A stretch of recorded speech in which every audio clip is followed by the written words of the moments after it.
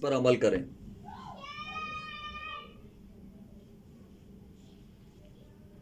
ایک امام صاحب تھے، خطیب صاحب تھے، وہ اکثر مسجد میں جمعے کے نماز کے بعد کہتے تھے جمعے کی اپنے اپنے مسئلے لکھ کر اپنے اپنے دل میں سوچ لو یا لکھ کر رکھ دو، ہمارے کو دے دو، آئندہ جمعہ آنے سے پہلے تمہاری من کی مراد پوری ہو جائے گی۔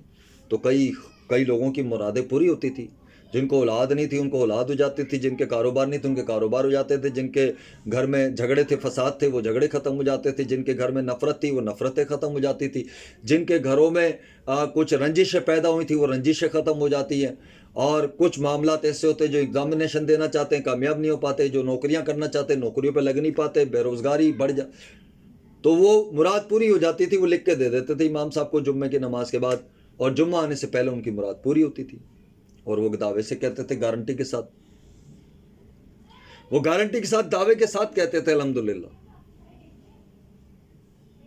تو اس طریقے سے ہر جمعے کو کوئی نہ کوئی آتا رہتا تھا، ہر جمعے کو کوئی نہ کوئی آتا رہتا تھا، ہر جمعے کو کوئی نہ کوئی آتا رہتا تھا، ہر جمعے کو کوئی نہ کوئی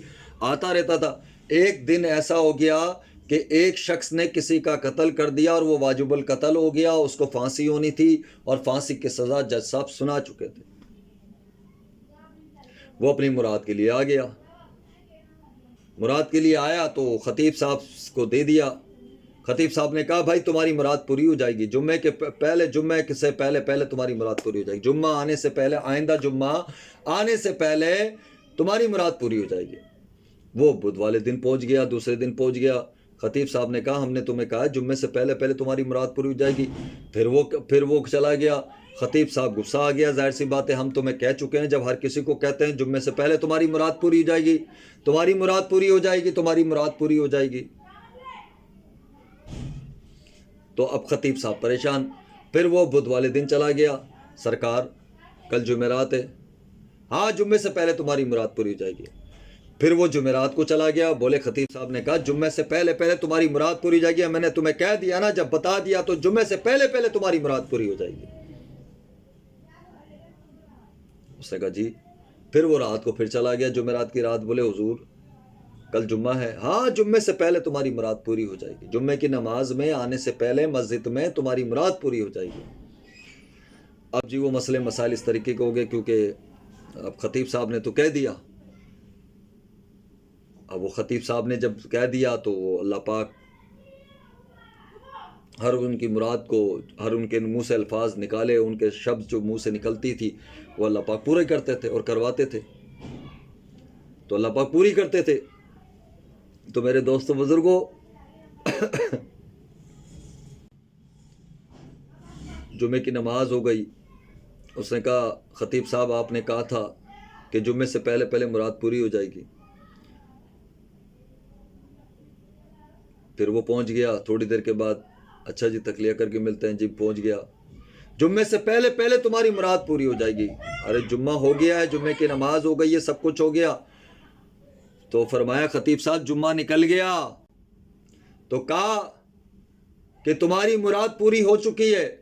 تمہارا بھائی تمہارے گھر پر ہے، تم جاؤ، تمہارا بھائی تمہارا انتظار کر رہا ہے، جبکہ وہ جیل میں ہے، جبکہ وہ قید میں ہے، جبکہ وہ جیل کے اندر سزائے موت اس کو ہو چکی ہے، اور سزائے موت دینا باقی ہے، اور پھانسی کا پھندا لگنا باقی ہے، لیکن اللہ والوں کی شان دیکھو، اللہ والوں کی صحبت کا اثر دیکھو، اللہ والوں کا پیار دیکھو، اللہ والوں کا قرب دیکھو، اللہ والوں کی محبتیں دیکھو۔ میرے دوستو بزرگوں، میرے بھائیوں، میری ماں بہن بیٹیوں، میں نہیں کہوں گا آپ کو آپ اس پہ سبحان اللہ لکھیں، ماشاءاللہ لکھیں، آپ کا دل کرتا ہے تو لکھیں، دل کرتا ہے تو نہ لکھیں، آپ کا دل کرتا ہے تو سبحان اللہ بولیں، دل میں نہ بولیں، مرضی آپ کی، ایک درخت لگتا ہے سبحان اللہ کہنے سے۔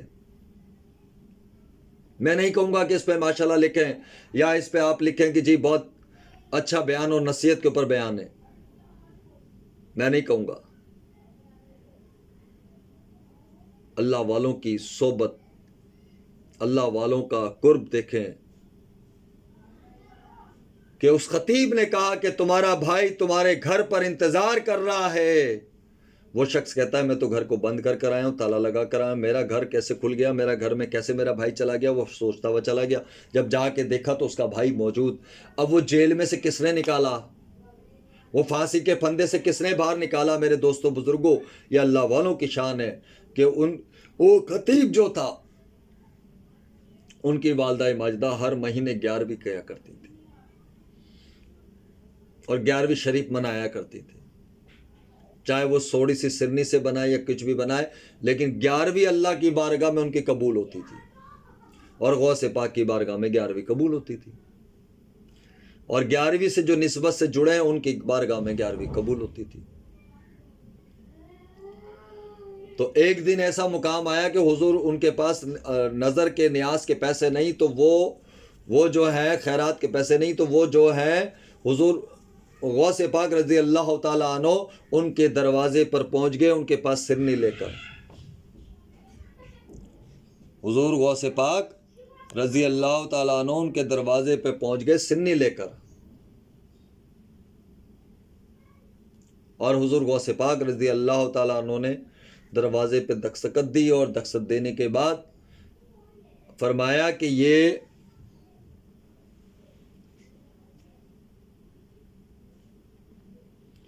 سرنی ہے، لے لیں، نیاز ہے۔ فاتحہ کا اہتمام کر لیا،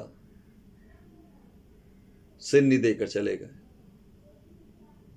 پھر دوسری سرنی لے کر آئے حضور غوث پاک رضی اللہ تعالیٰ عنہ، اور فرمانے لگے اللہ نے تمہاری اپنی بارگاہ میں تمہاری سرنی کو، تمہاری نیاز کو، تمہاری خیرات کو قبول کر لیا ہے، اور اللہ نے قبول فرما لیا ہے۔ دوسری سرنی جب لے کر آئے حضور غوث پاک رضی اللہ تعالیٰ عنہ اور آپ کے ہاتھ میں دی، کہا کہ تمہیں ایک بچہ پیدا ہوگا اور وہ خطیب بنے گا، یعنی کہ وہ پیشے امام ہوگا، خطیب ہوگا، اور اس کے منہ سے نکلے الفاظ یہ ہوں گے کہ جمعے سے پہلے جو مراد مانگو گے وہ پوری ہو جائے گی، آئندہ جمعے آنے تک مراد پوری ہو جائے گی۔ تو میرے دوستو بزرگوں، وہ خطیب کہہ رہا تھا کہ تمہارا بھائی گھر پر ہے،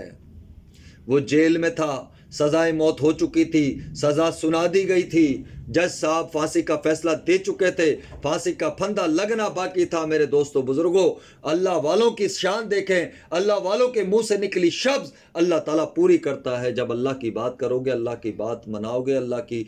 ذکر کو بلند کرو گے، اور اللہ اللہ کرتے چلے جاؤ گے، اللہ تمہارے زبان بن جاتا ہے، تمہاری آنکھ بن جاتا ہے، تمہارے کان بن جاتا ہے، تمہارے ہاتھ بن جاتا ہے، تمہارے قدم بن جاتا ہے۔ تو میرے دوستو بزرگوں، یا اللہ والوں کی شان ہے، یہ اللہ والوں کی شان ہے۔ اور اللہ والوں کے راستے میں رکاوٹیں، پریشانیاں آتی ہیں، جو اللہ کا ذکر کرتا ہے، اللہ کے ذکر کو بلند کرتا ہے اور اللہ کے ذکر کو کرواتا ہے، اس سے لوگ حسد بھی کرتے ہیں، جلن بھی کرتے ہیں کہ ہم تھے، ہمارا نمبر تھا، ہم تو اتنے عرصے سے خدمت کر رہے تھے، یہ کر رہے، یہ خدمت سے نہیں، یہ آپ کی خلاق سے، خلوص سے، مرشد کے اندر کھونے سے، مرشد کو پانے سے، مرشد میں اپنے آپ کو مٹانے سے ملتا ہے مرشد، اور مرشد کا پھر روحانی فیض جاری اور ساری ہو جاتا ہے۔ اللہ اس کے رسول کا نور جو ہوتا ہے وہ مرشد کے سینے میں اترتا ہے، اور مرشد کے سینہ بسینہ آپ کے سینے میں اتر جاتا ہے۔ سچائی اور لگن کے ساتھ مرشد کی خدمت میں کھڑے ہو جائیں، مرشد کی بات کو مانیں، مرشد کی ہر حکم کو مانیں۔ مرشد ہی ہوتا ہے جو اللہ سے کی طرف، اللہ کے راستے پہ لے جاتا ہے اور اللہ سے ملا دیتا ہے، اللہ سے ملاقات کرا دیتا ہے۔ فنا فی الشیخ ہوتا ہے، فنا فی رسول ہوتا ہے، فنا فی اللہ اور باقی باللہ بھی ہوتا ہے۔ میرے دوستو بزرگوں،